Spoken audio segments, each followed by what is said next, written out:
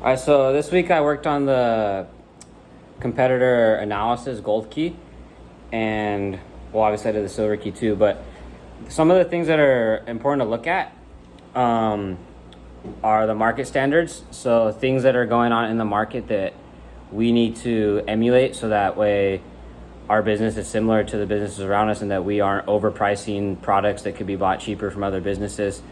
Another way we can improve our chances in the market is look for gaps.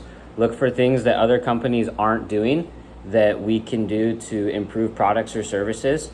And we can find these gaps by reading customer reviews.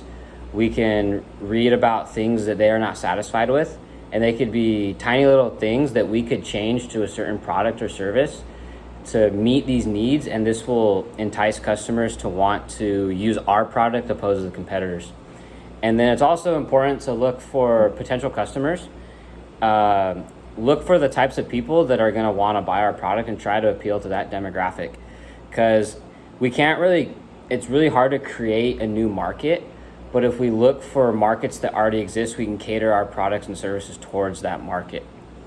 And so there's two main types of competition that we're going to run into when we're competing with other companies.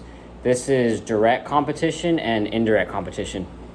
So direct competition is when similar companies offer similar products and services to a very wide variety of customers. So if we're looking at a bunch of companies that sell skateboards, all of these skateboards are going to be 99.9% the same.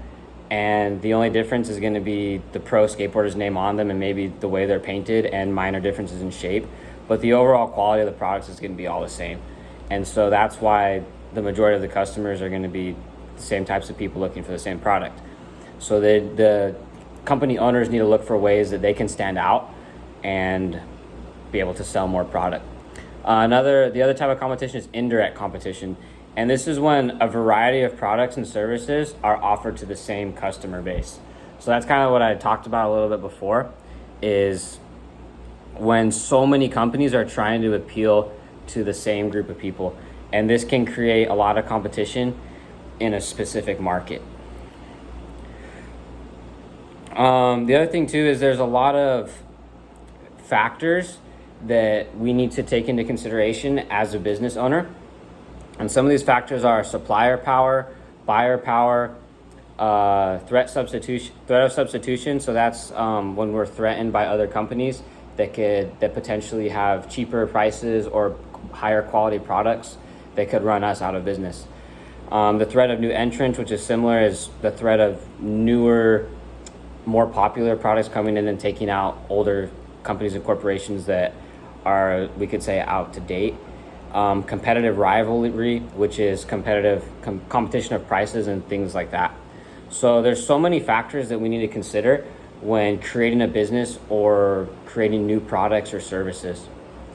And so those are some of the things. It's always important that we look at our competitors, because if we're not paying attention to them and what they're doing, we're going to get left in the dust, and our company's not going to be as successful as it could be as the other businesses that already exist. And so it's important that we are always aware of what is going on and that we can compete and be as successful as possible.